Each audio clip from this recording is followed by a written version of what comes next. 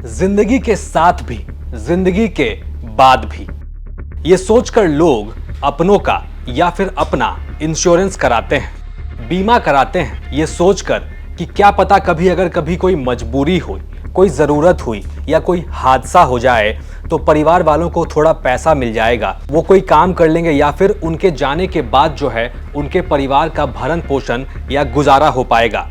लेकिन क्या हो जब यही इंश्योरेंस, यही बीमा किसी की मौत का कारण बन जाए? और क्या हो जब यही इंश्योरेंस या कहें कि बीमा किसी की जान लेने के लिए, एक प्लान बनाने के लिए सबसे बड़ा हथियार बन जाए, और वो भी सिर्फ इसकी राशि के लिए? तो आपको बताएं कि ऐसा ही कुछ झुंझुनू में हुआ है, और ये जो पूरा मामला है वो 13 मई 2025 का है। आपको बताएं कि झुंझुनू के नवलगढ़ थाने में 13 मई की रात को करीब 12 से 1 बजे के आसपास एक व्यक्ति फोन करता है। उसका नाम है सही राम। वो कहता है कि बड़वासी गांव के पास नवलगढ़ थाने इलाके में ही जोहड़ के पास मेरा जो है एक्सीडेंट हो गया है। ये खबर मिलते ही पुलिस जो है मौके पर पहुंचती है, झुंझुनू पुलिस, और जांच पड़ताल शुरू करती है। वहां पर देखा जाता है कि कृष्णा सैनी जो महिला है एक, उनकी जो बॉडी है वो पड़ी रहती है वहां पर। शुरुआती हालत में, शुरुआती दौर में वो जो बॉडी है वो बिल्कुल ही घायल अवस्था में थी, खून से लथपथ। तो पुलिस ये इसे शुरुआती दौर में एक्सीडेंट मानते हुए ही उस बॉडी को जो है अस्पताल भिजवाती है पोस्टमार्टम के लिए। और साथ ही साथ सही राम, जिसने इस पूरी जानकारी को पुलिस को दिया था, उससे भी लगातार पूछताछ भी हो रही थी।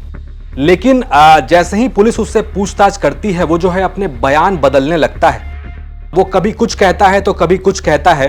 कभी कहता है कि मेरा जो है वो एक्सीडेंट हुआ है, लेकिन जो वहां पर जो साक्ष्य थे, जैसा नजारा था उस हादसे वाली जगह का, पुलिस को ऐसा देखकर बिल्कुल भी नहीं लगता। और इसी आधार पर जो है जांच आगे बढ़ती है। अब इससे पहले कि हम कहानी में आगे चलें, आप वहां के जांच अधिकारी जो कि नवलगढ़ के डीएसपी हैं राजवीर सिंह, उनका बयान सुनिए। 5/2025 की एक घटना है जिसमें रात्रि में 12:30-1 बजे के करीब उन्होंने बताया कि मृतका के पति ने कि मेरा एक्सीडेंट हो गया, और 108 को भी उसने मौके पे बुलाया, और उसके बाद ये हॉस्पिटल लेके आए उसको, और उसने बताया किसी अज्ञात वाहन ने उसको टक्कर मार दी और मैं बेहोश हो गया। ये उसके बाद में खुद के भी उसके बताया कि मेरे भी कोहनी पर गड़बड़ लगी हुई है, और इस तरह उसने दुर्घटना का एक मुकदमा दर्ज करवाया था। उसके बाद में वो घटनास्थल के निरीक्षण के दौरान कुछ अनुसंधान अधिकारी को मोटरसाइकिल पे कोई विशेष इस तरह की कोई घटना, एक्सीडेंट की बाबत कुछ इस तरह के संकेत मिले, और घटनास्थल निरीक्षण के दौरान ही एक्सीडेंट को जो उसने घटना बताई थी उसमें थोड़ा पुलिस अनुसंधान अधिकारी को संदेह हुआ, परिवादी था। उसने प्रातःकाल जब लोगों को मिलकर कानून व्यवस्था मोचरी में जब डेड बॉडी देखी, तब भी उसने काफी भटकाने का प्रयास किया, और वहां भी वो अलग तरह से उसका बिहेवियर था। तो उसने पीड़िता के परिजनों को भी अलग तरह से गुमराह करने के भी प्रयास किए थे। तो सही राम जो है वो लगातार यही कह रहा था कि मेरी जो पत्नी है उसकी एक्सीडेंट हुई है और उसी में जान चली गई है। लेकिन जब पुलिस इस पूरे मामले की जांच करती है तो एक बहुत बड़ा खुलासा होता है। और आपको बताएं कि होता यह है, कहानी यह है कि सही राम जो है वो करता क्या है कि बैंक से लोन लेता है, एक गोल्ड लोन 10 लाख रुपए का। इसके अलावा और साथ ही साथ पैरेलल में वो अपनी पत्नी का भी इंश्योरेंस करवाता है 10 लाख रुपए का ही।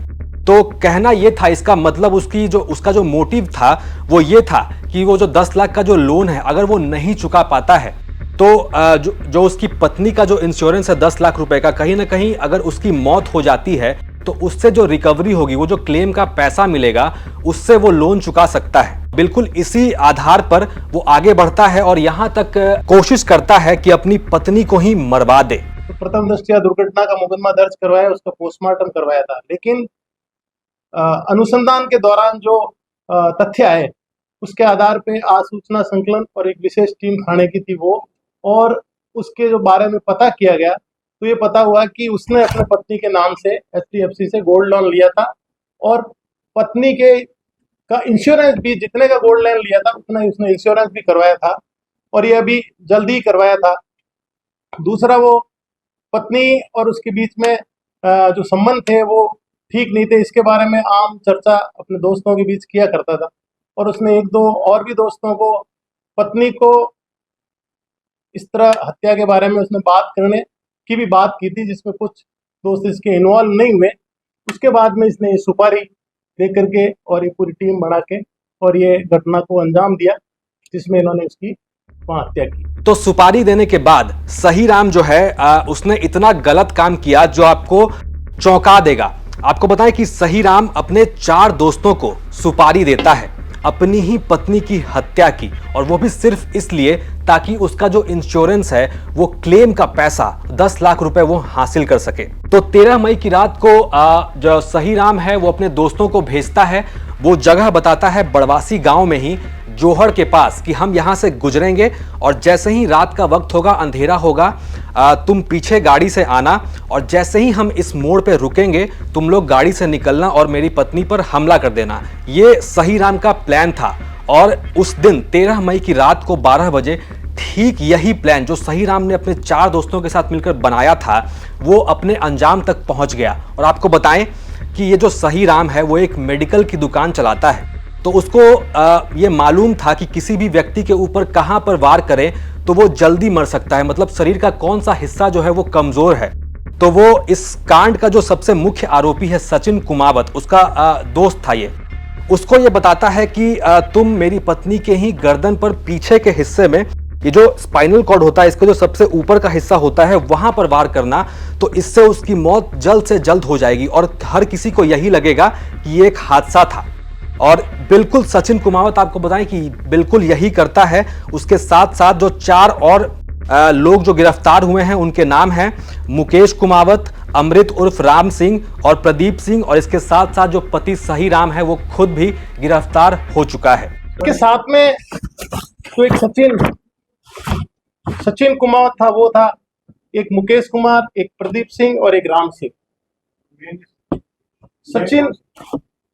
सचिन को इसने बताया कि सचिन ने आगे की सारी टीम को बात करके इस पूरे घटना को किस तरह अंजाम देना है, किस तरह दुर्घटना में करना है, कौन कहाँ जाएगा। तो इसके टेक्निकल सारे जो रूट पे अनुसंधान के दौरान जो भी चीजें आई वो इसने सारी विरोधाभासी बातें बताई थी, लेकिन जो ये झूठ पे झूठ बोलता जा रहा था।